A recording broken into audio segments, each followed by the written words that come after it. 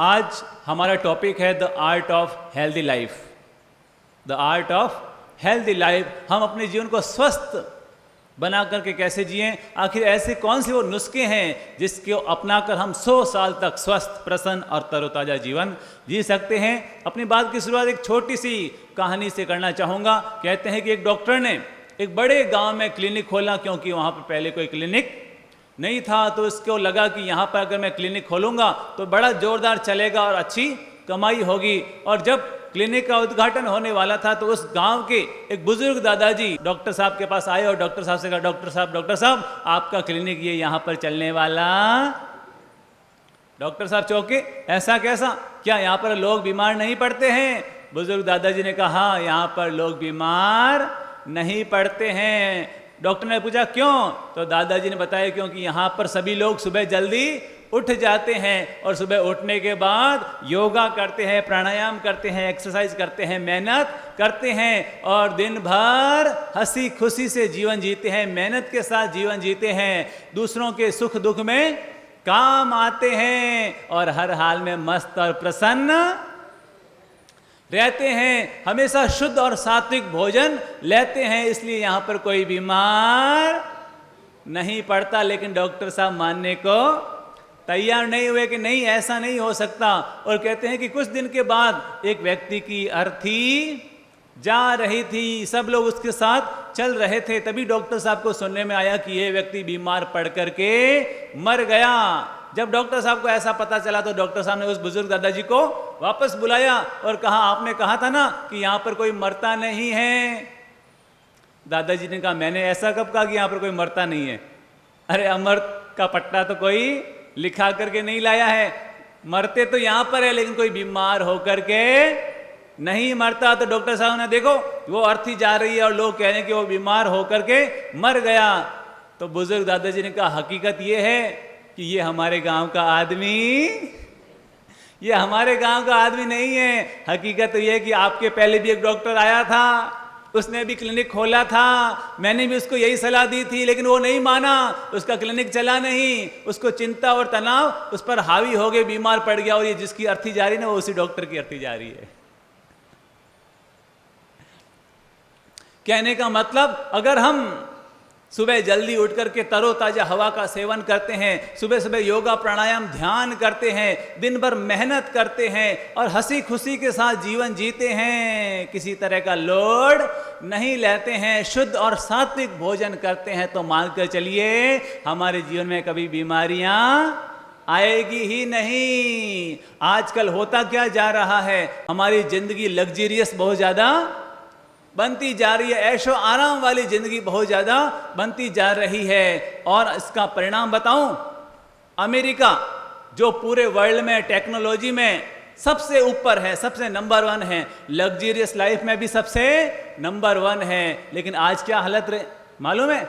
आज क्या हालत है? रोज वहां पर 2000 लोग कोरोना से जा रहे हैं। तो ज्यादा लग्जरियस लाइफ भी काम की नहीं है, ज्यादा मशीनरी भी काम की नहीं है। इस शरीर का हम जितना ज्यादा उपयोग करेंगे उतना ही ये शरीर हमारा साथ निभाएगा। होता क्या जा रहा है, घर में भी एसी, गाड़ी में भी एसी, ऑफिस और दुकान में भी एसी, हम दिन भर एसी में बैठे हुए हैं और कंप्यूटर पर बैठकर, लैपटॉप पर बैठकर दिन भर काम कर रहे हैं। न तो शरीर से कोई मेहनत हो रही है और ना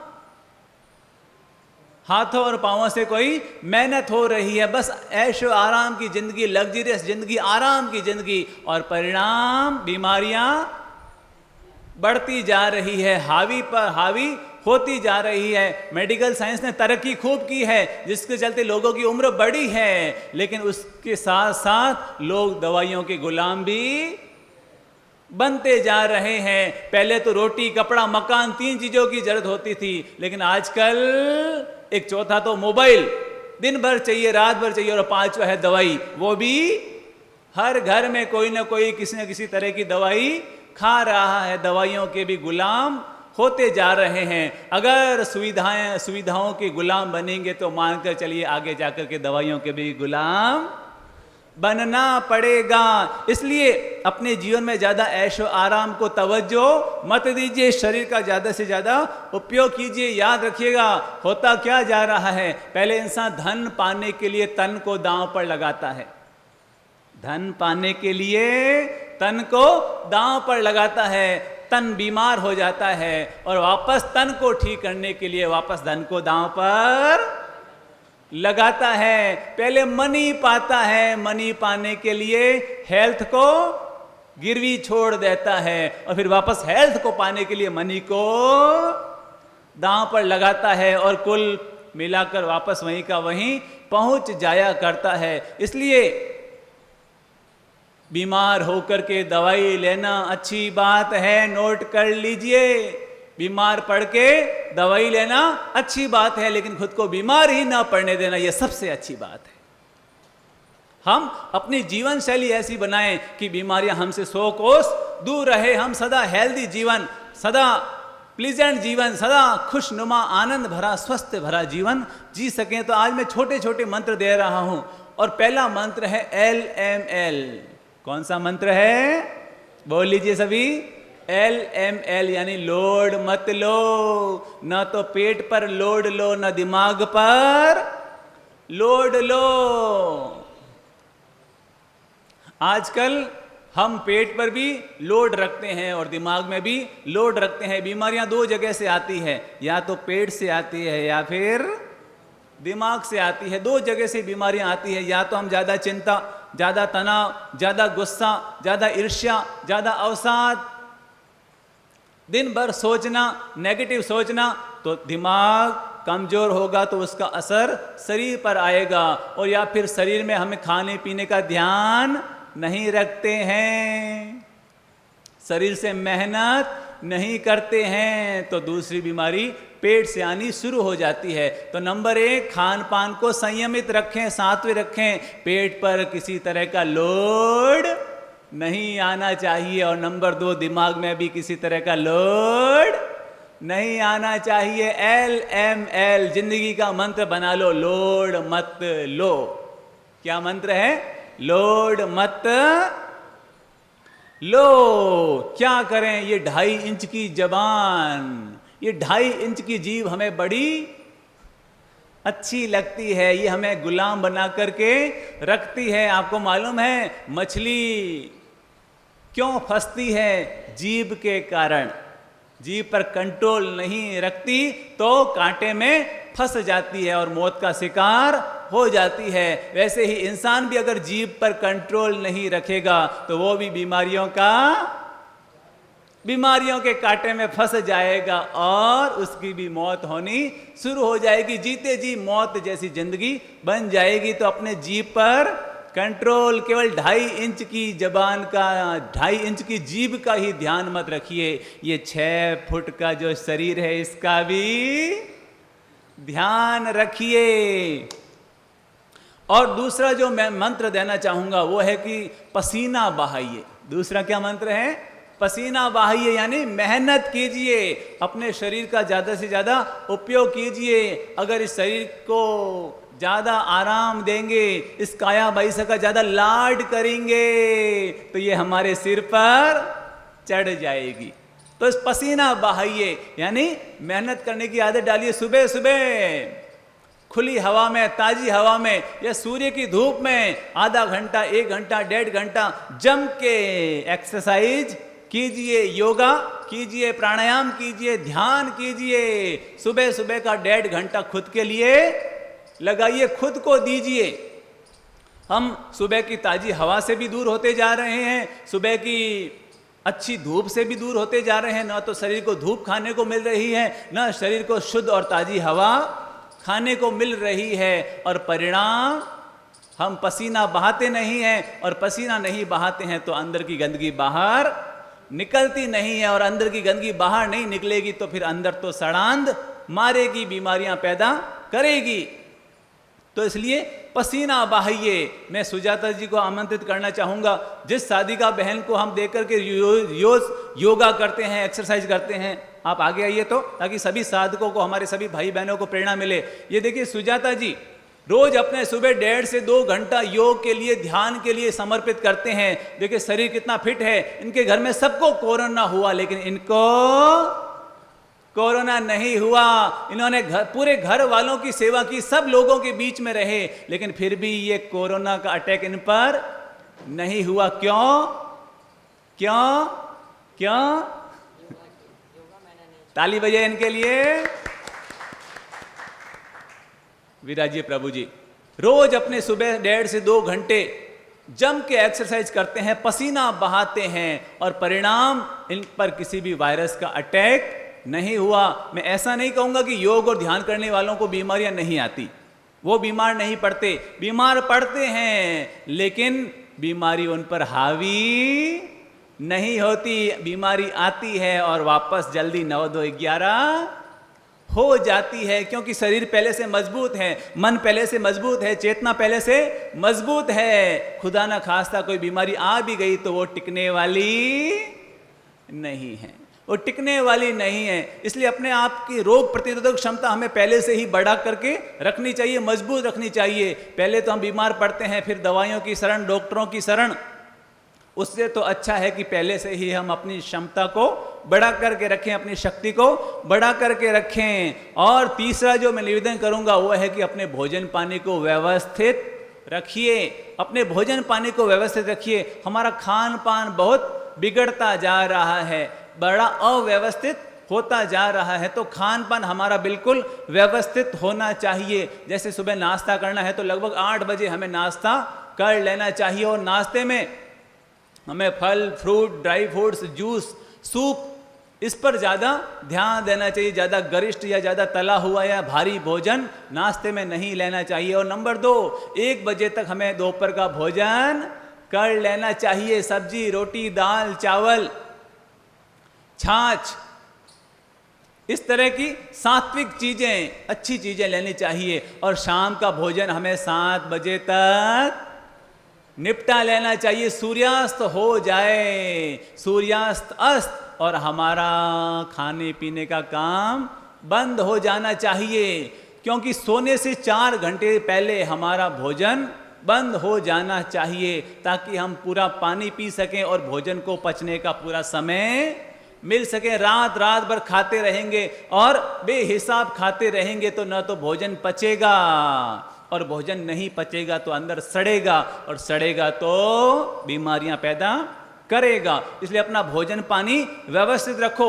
और एक बार जब भोजन कर लिया तो भोजन करने के कम से कम 1 घंटे बाद ही पानी का सेवन करें। भोजन करने के तुरंत बाद पानी का सेवन न करें, क्योंकि वो जहर का काम करता है। वो हमारे अंदर हमारे भोजन को अव्यवस्थित कर देता है, हमारे पाचन तंत्र को अव्यवस्थित कर देता है। तो भोजन करने के कम से कम 1 घंटा बाद ही हमें पानी लेना चाहिए। और नंबर 2, भोजन करने के बाद 3 घंटे तक मुंह में अन्न का दाना भी नहीं डालना चाहिए। लोग क्या करते हैं, भोजन कर लिया, फिर कभी ये मुखवास खा रहे हैं, कभी वो खा रहे हैं, कभी वो खा रहे हैं, कभी वो खा रहे हैं। परिणाम क्या आता है, जैसे ही भोजन अंदर गया तो अंदर लॉक लग गया और भोजन अंदर पचना शुरू हो गया।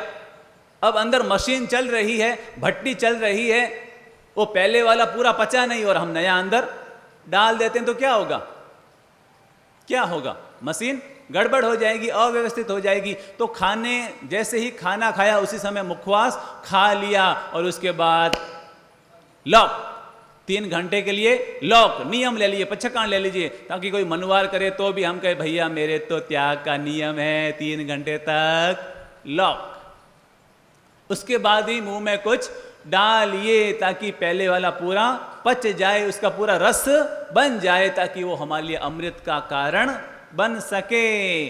और नंबर 3, जहां तक हो सके फ्रिज का पानी मत पीजिए, ये हमारे पाचन तंत्र को गड़बड़ करता है, कब्जी की शिकायत पैदा करता है। तो भोजन करना हो तो मटके, पानी लेना हो तो मटके का पानी पीजिए, गर्मी का समय हो तो मटके का पानी और सर्दी का समय हो तो पीतल के घड़े का पानी पीजिए, तो आप ज़्यादा व्यवस्थित रहेंगे। और आजकल क्या ओरो का पानी पीने की आदत पड़ चुकी है, और लोग क्या है उस पानी को मीठा करने के चक्कर में, स्वादिष्ट करने के चक्कर में उसके जो पोषक तत्व है वो सारे खत्म हो जाते हैं। तो हमारे भोजन जो हमारे पानी का जो पीएच लेवल है उसको व्यवस्थित रखिए, उसकी जो पोषक तत्व है उनको व्यवस्थित रखिए। कहीं पानी के स्वाद के चक्कर में उसकी पौष्टिकता खत्म न हो जाए, इस पर पूरा हमें ध्यान रखना चाहिए।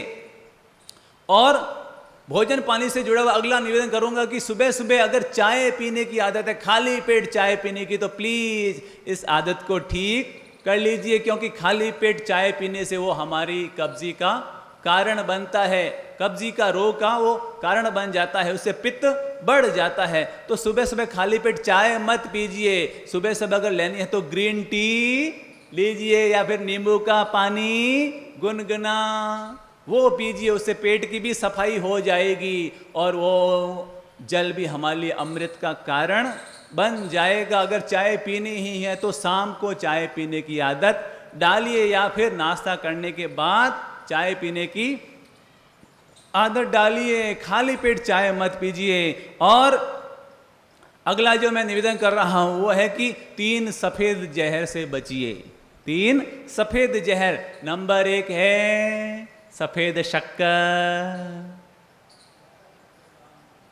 नंबर 2 है सफेद नमक और नंबर 3 है मैदा। ये 3 हमारे लिए सफेद जहर का काम करते हैं। तो सफेद शक्कर की बजाय देशी शक्कर का उपयोग कीजिए या मिश्री का उपयोग कीजिए, और नमक की बजाय, सफेद नमक की बजाय सेंधा नमक का उपयोग कीजिए, और मैदे की बजाय आटे का उपयोग कीजिए, मोटा आटा इसका उपयोग कीजिए। तो आप मानकर चलिए आपको कभी भी शुगर, डायबिटीज, हार्ट प्रॉब्लम ये आप पर हावी नहीं होगी।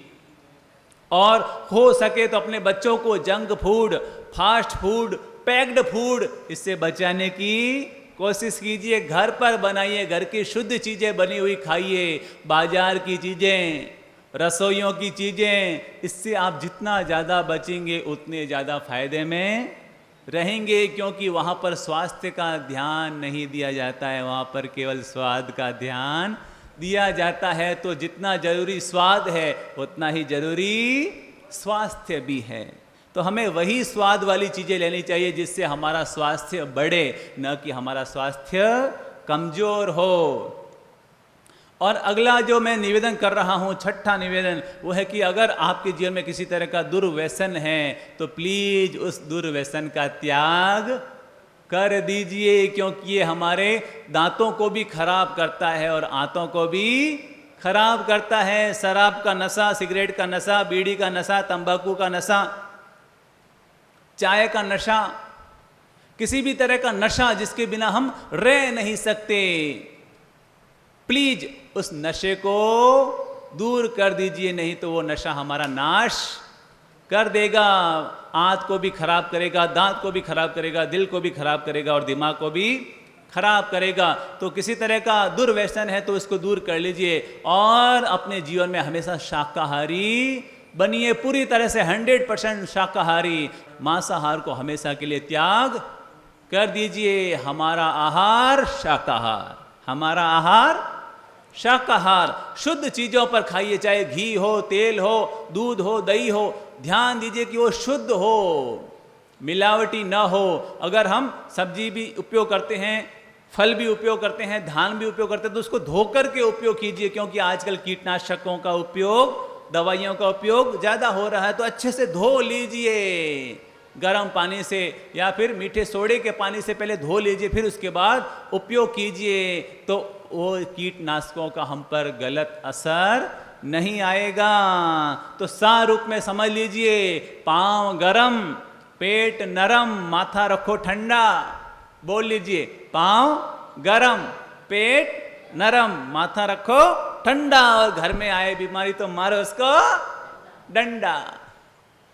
तो मेहनत करने की आदत, पाँव गरम यानी मेहनत करना, पेट नरम यानी भोजन कंट्रोल में खाना, और माथा ठंडा यानी किसी तरह का लोड नहीं लेना। मस्त जीवन जीना, आनंद और प्रसन्नता भरा जीवन जीना। अपनी बात का समापन एक दादाजी की घटना से करना चाहूंगा। एक दादाजी अपनी 50वीं मैरिज एनिवर्सरी बना रहे थे, लेकिन बड़े स्वस्थ, बड़े प्रसन्न, बड़े आनंदित। एक व्यक्ति ने पूछा, दादाजी इस उम्र में भी इतने स्वस्थ, इतने प्रसन्न, राज क्या है? तो दादाजी ने बताया कि जब मेरी शादी हुई थी तो मैंने पत्नी के साथ एक शर्त लागू की थी, और शर्त यह थी कि अगर कभी खुदा न खास्ता अपने बीच में झगड़ा हो जाएगा और उस झगड़े में जो हारेगा वो 5 किलोमीटर पैदल चल करके आएगा। तो दादा ने कहा, मैं जानबूझकर मैं ही हारता, क्योंकि 5 किलोमीटर चलने का लाभ मिल जाता। तो सज्जन ने पूछा, तो फिर आप स्वस्थ होने चाहिए, दादी माँ कैसे स्वस्थ है? तो दादाजी ने कहा कि जब मैं पैदल चलने के लिए जाया करता था तो दादी माँ पीछे देखने के लिए आती थी, ये जा रहे हैं कि। कुल मिलाकर के अपने जीवन में, अपनी जीवन शैली को व्यवस्थित रखिए, उसको सिस्टेमेटिक रखिए। सुबह से शाम उसका एक सिस्टेमेटिक क्रम बना लीजिए और उसके अनुसार अपने जीवन को हेल्दी बनाइए, स्वस्थ बनाइए, प्रसन्न बनाइए, आनंदित बनाइए। तो मानकर चलिए हमारे जीवन में जल्दी से कोई बीमारी नहीं आएगी। अन्न रखो आधा, अन्न खाओ आधा, साग सब्जी और फल खाओ दुगुना, पानी पियो तिगुना, और मुस्कान को करो चौगुना। अगर ये मंत्र जीवन में आ गया तो मानकर चलिए हमारी जिंदगी बल्ले बल्ले हो जाएगी, स्वस्थ और प्रसन्नता भरी, आनंद भरी हो जाएगी।